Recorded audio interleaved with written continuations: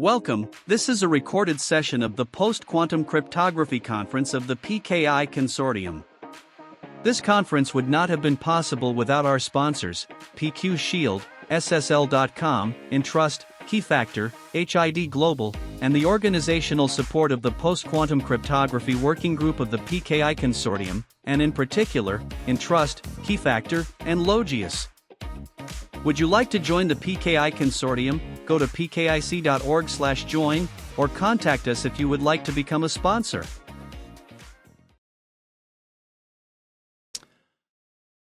Okay, this is going to be a panel discussion on extending and evolving, choosing the path to quantum readiness. Bill Newhouse of NCCoE and NIST has already been introduced, and Tomas Gustavsson, who's the Chief PKI Officer of Keyfactor, is also going to be on this panel, and I will start with giving each of them a few minutes to state their particular position or what it is that they think are the salient points of this topic, and then we'll move on to a question and answer.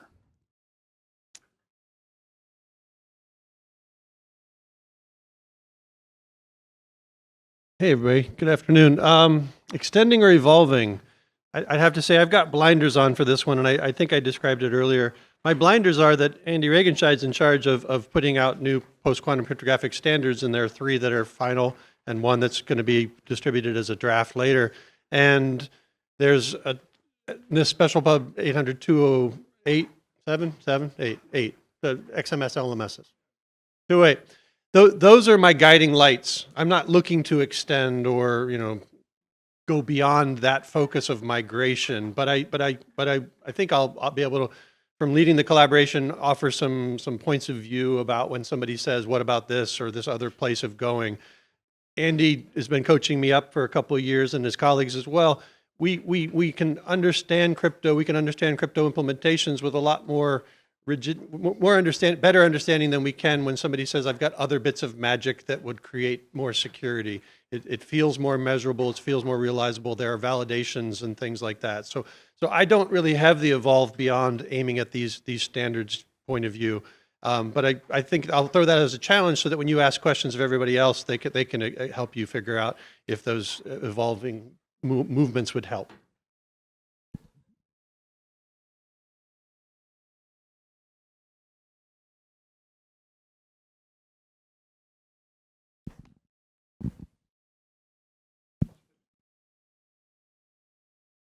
Okay, let's try this. Yeah, I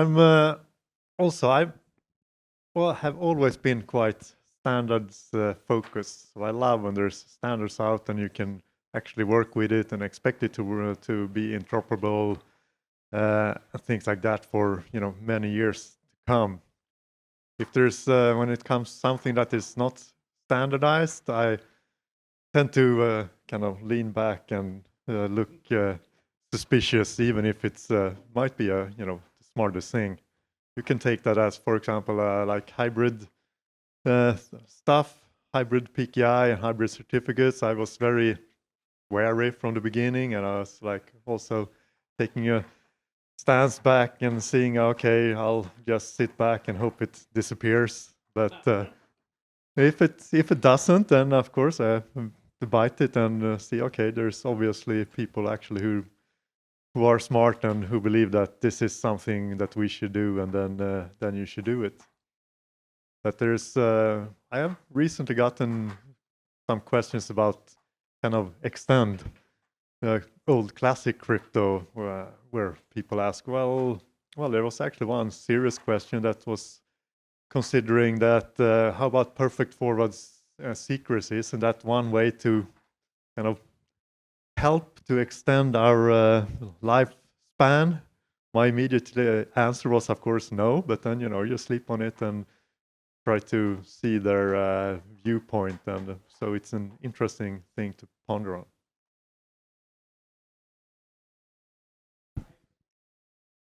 Okay, one of the questions that comes to my mind on the issue of evolving the cryptography is the issue of having some set of your business having to migrate sooner than some other set of your business.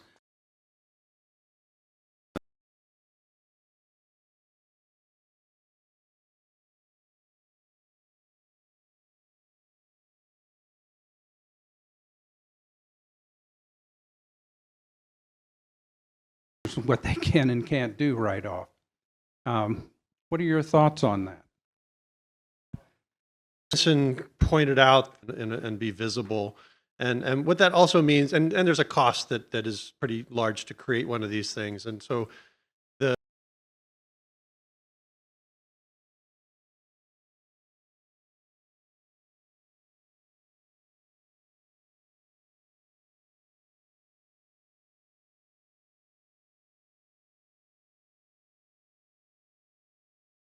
earlier when I said get more people who can talk about risk into the conversation, is that you could create those parts of your business and mark them off as saying, that's not something I'm worried about. That door lock, while this facility is important, we also have people staring at each other and looking at their badges. We have other mitigations that would let me at least do some prioritization. So in our project, we're asking what the discovery and inventory tools can do.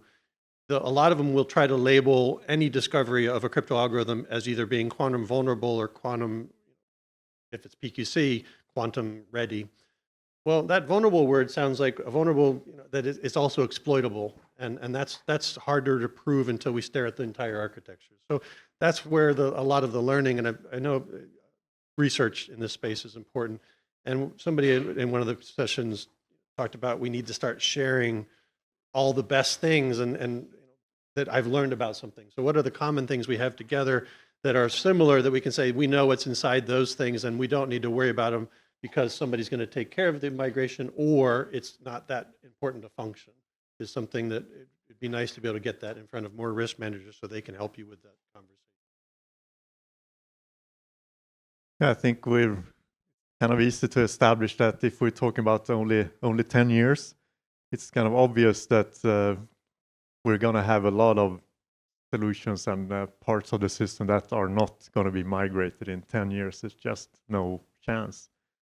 That's, I guess, tying back to what Bill just said, some of the earliest advice, coming out from this was inventory, so you can prioritize what are the most exposed systems and focus on those, because then you at least have a chance to work on those. And maybe on the extending older systems, there's, of course, you can isolate them, right, with VPNs in front if it's harvest and decrypt you're afraid of, or doing some other things to, even if there's old legacy systems, you can kind of isolate at least handle the sensitivity or the most prioritized vulnerabilities of it.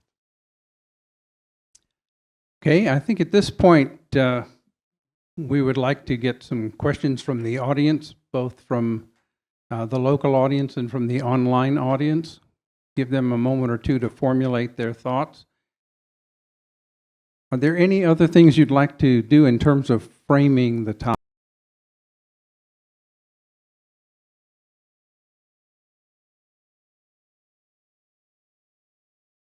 On one thing, I was reading this BSI paper on the plane here, which, I mean, it was 220 pages, so I needed a long air ride in order to go through it. But it was talking about also the potential future quantum computer, and if it would take 1 week, or if you had a football field that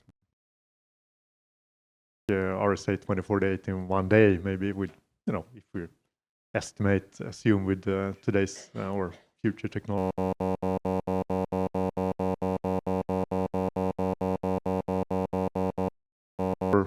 can be broken, but it's all of your 100 terabytes of data that you collected can be broken rapidly, at least. Yeah, there's clearly a distinction between information that is worth the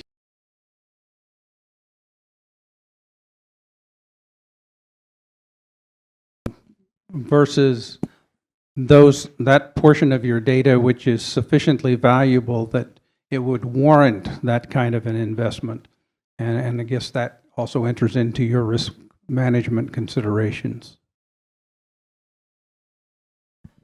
The topic of crypto agility pops up from many, saying if we're doing this migration, let's set ourselves up to do the next, the next one that's necessary. And it feels to me that if anybody's talking about extending, it's in that same space. If you're able to do some magic to extend, it might be that the crypto agility step is that extension, so that you know more about yourself, you start to prepare, you start to talk to all your vendors about how they're going to support your ability to be that kind of agile organization. And so I think that makes more sense.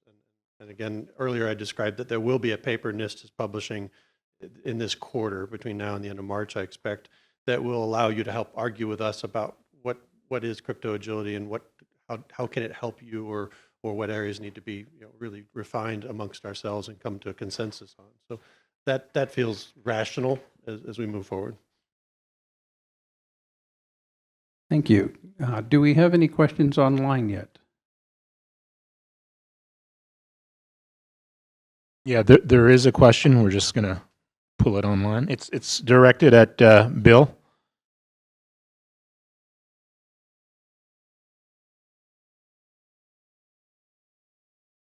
Yeah, I like that answer. Yes.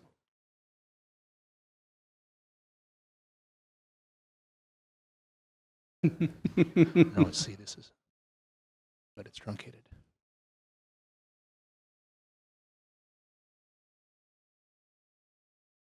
There it is. There it is. I'll read it. I know you probably have it ready, so I'll stop. But going. There, I got it. So LMS has been touted as one of the recommended algorithms for firmware code signing.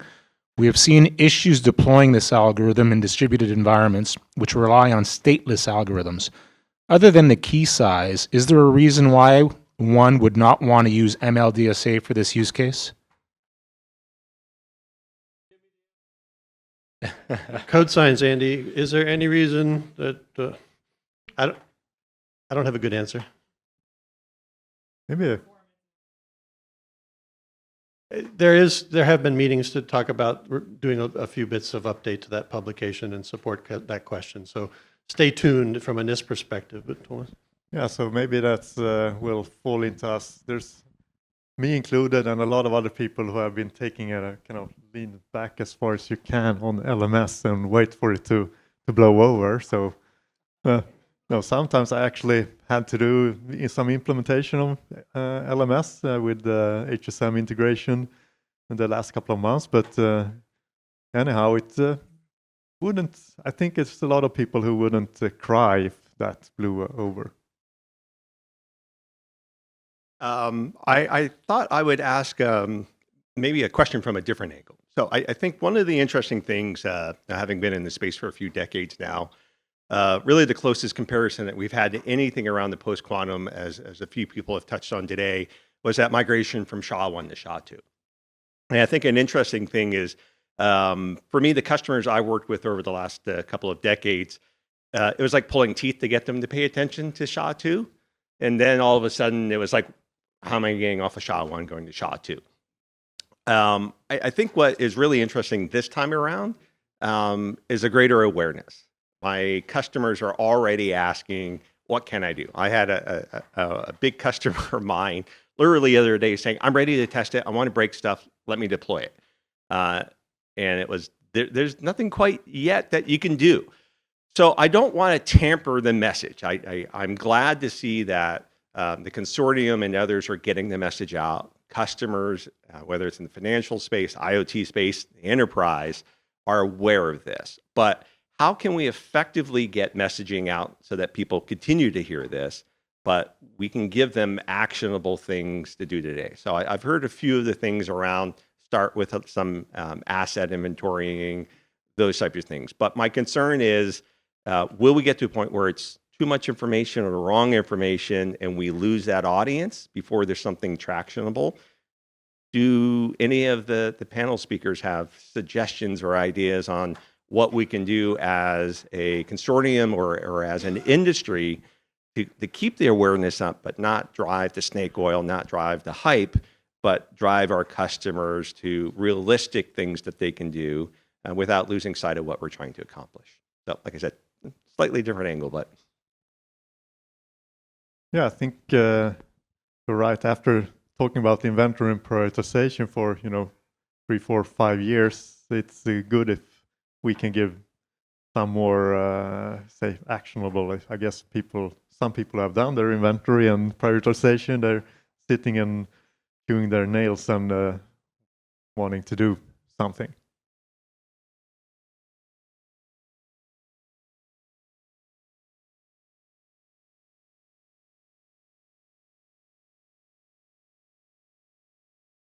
The syncing up the ask with additional asks. So at the US federal level, there was a memo that said do an inventory, and it explicitly said in the really cleverly built spreadsheet, don't buy a tool, just look at these lists that we've given you and pick the right ones and tell us all your high value assets and how you're protecting them with crypto. And that's sort of practically not that useful. And the next year, right, that was for 2023. By 2024, that instruction set got way better. And so the second year's inventories are actually useful data. Some of those organizations had tools in place because they're already doing continuous diagnostics and monitoring as a requirement of the government and the CISA program that supports that. And they had vendors who are already embedded with technologies that are doing inventories. So they're able to kind of say, well, these are your high value assets. Here's what we know about some things.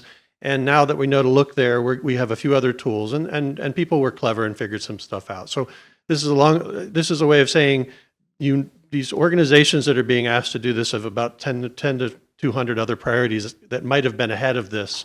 And if you can find a way to gently and reward the people who are already doing those things as you bring these new messages to them, I think it'll land better. It'll survive more. And you described you have customers. I would like to know if that's a feeling you've already been getting, that you gave them more confidence and now they're excited. I also think it's a really cool way to create great people, because if they know the crypto as a security function underneath all your architectures, wow, they're never going to be out of a job. They're going to be able to walk in any room and say, I can help.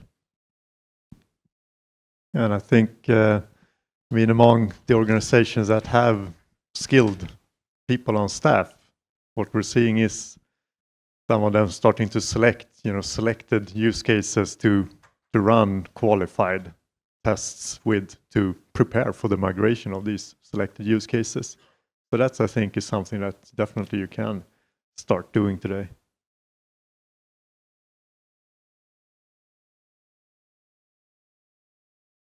There's a couple more online questions. Okay. The first one is directed at the panel. I'm not entirely sure I understand really what it means, but I'm going to read it anyways. Any thoughts on having a recognizable attribute to discern cert types for both routing purposes and validation in a code signing use case?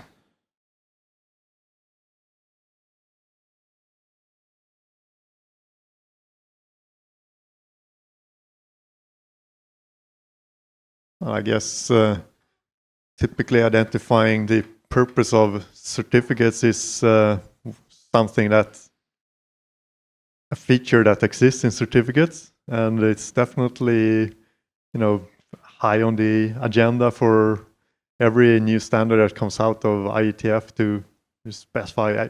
And typically today, right, you want to narrow down use cases per certificates. So which used to be multi-purpose certificates are today, getting more and more narrow use cases to be, ending up with single use case certificates, so you really know what is used for what, and you can, migrate single use cases more or less. And with regard to the X9 PKI that was discussed at a previous session, we have in its design the idea of using OIDs that are specific to use cases. as a potential, and that might go to addressing the issue of attributes and how they should be used. I was just going to note that the concept of discovery and inventory has grown into a little bit more maturity and better tools to see certificates inside things in a way that is great, because now you can have more than one expert in that space, and you can start to tighten things down as you figure out which ones are being used and why. Yes, and discovery is a practical step that can be done way prior to there actually being quantum computers. So that's something that they can take as an immediate step, and should.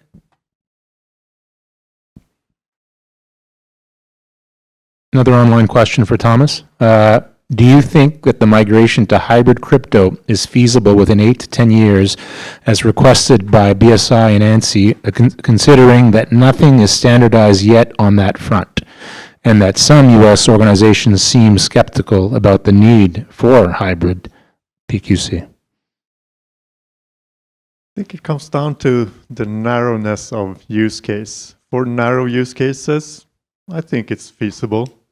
I mean, even one, there's some hybridization is standardized, and there's some more probably likely coming out pretty soonish from IETF. So, and implementation-wise, there's already hackathons, on draft standards being done. So, I think it's for narrow enough use cases, definitely it can be done.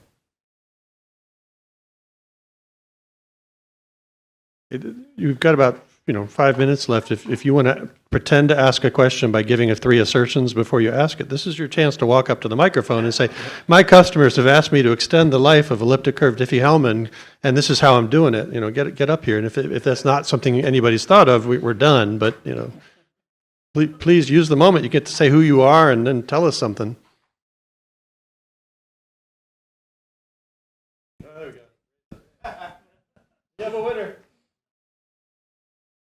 Hello, everybody. Again, Reza from PQ Secure Technologies. Thank you for the panelists.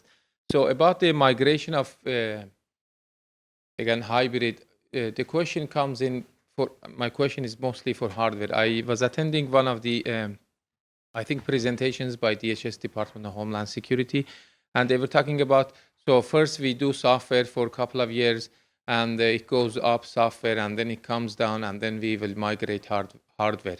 And also based on USG, I mean, US government is supposed to put almost, maybe the number, $7 billion for the next 10 years to migrate PQC. When this hardware thing will start? Because eventually hardware migration is very important, as software has its own vulnerabilities. Memory safe languages are still getting I think, developed, and people are looking into migration from C to Rust. DARPA has a program on it, Tractor program. And also making software to be secure is very challenging. There are a lot of paper attacks on these software implementation of PQC is very challenging, and it's very costly. I mean, secure implementations about the, in comparison to, for example, ECC. So my question, I think the narrowed question is, when do you think that we will be able to finish software migration and we could jump into hardware, or how we're going to deal with the problems of software languages for implementing PQC? Because PQC, everything like Kyber, Dilithium, even Sphinx, they're very vulnerable to side channel attacks if you're implementing in software. If you add protections, masking, first order, second order, third order, it still gets broken. If you want to add third order masking, the performance will be skyrocketing. I mean, very slow. So anybody would like to talk about that? Very good, thank you. Well, I think you just teed up the next panel because it's on this topic. So don't forget that Reza has just put a big parking lot item on the wall here that we should, who are the allies? Who else is working in this space? Is it the HSM builders? Is it anybody who's played with an FPGA? It is, right? And And Reza, I don't have the answer that, who has that exact strategy. Andy's got some responsibility to think about that from a NIST perspective for sure. And if Morgan comes back in the room, you can learn a little bit from him, I hope, at some point. So Morgan's right there next to Andy. Sorry, hey. So, and that's where I'll stop there and let this guy go. But thanks for bringing that up, and let's try not to forget that he did. Maybe. I mean, I was under the impression, though, that side channel attacks are fairly well researched and known today. So all, say, decent software implementations, they don't take this lightly. So it's really in the development phase from the beginning. So of course we heard about FNDSA challenges with floating point, but the others, I think, people who implement it, they mostly know about at least, current constant time, energy, and all that kind of side channel attacks. So, question.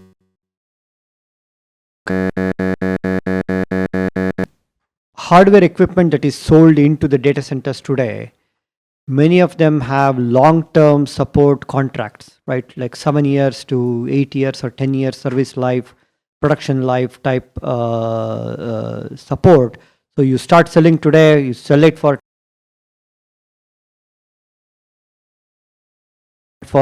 additional 7 years.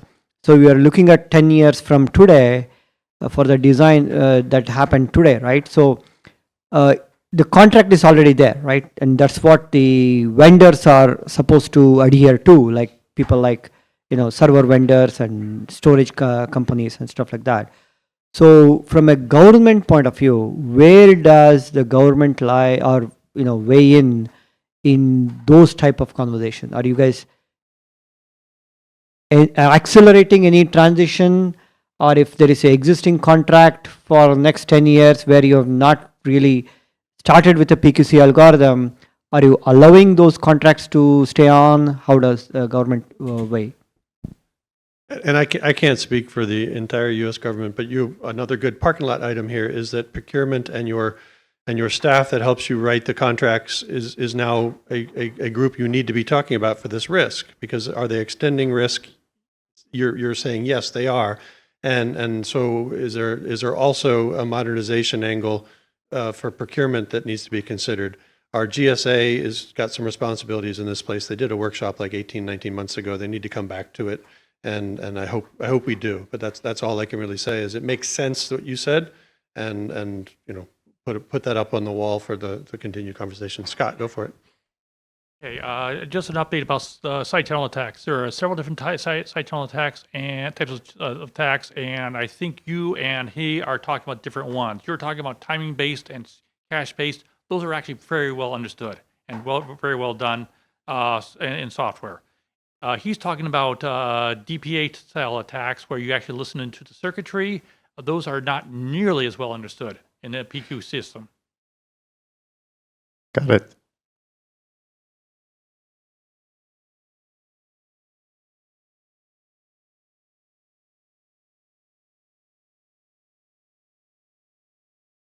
I think we have time for one more question.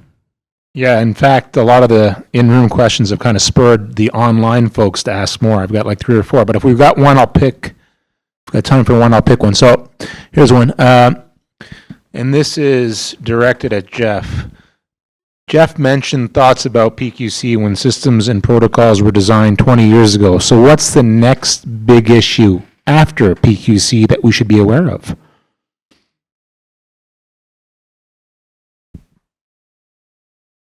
I could retire by then.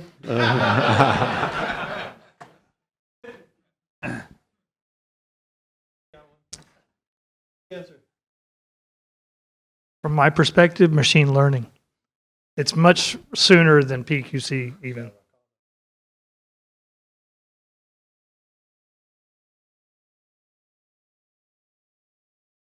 Jacques Henderson, SquarePeg Technologies. So my question is, so SquarePeg, we're looking at building out a PQC service offering for our government customers. And some immediate questions we've received from our government customers is, how long is this going to take? And I want to just get some general thoughts from you gentlemen on how long different phases of a PQC migration could take, And also, there's a Moskov's theorem. I wanted to give you guys thoughts on that too. I think on the basis of Moskov's theorem, most of us are already in serious trouble. I know in the financial community, we have documents that have 30-year lives and are still valuable over that entire period of time. And when you get into securities and other things that have relied on cryptography to protect them, they are in serious need of being addressed sooner rather than later. In other industries and in other applications, the life expectancy of a cryptographic process is very short anyway, and so it may not be quite as serious, but it's the underlying data's life, and in many cases, that can still be very long, as Jeff had pointed out with regard to automated teller machines and point of sale. Payment cards, the account information there might remain effectively unchanged and viable for an extended period of time, perhaps a decade.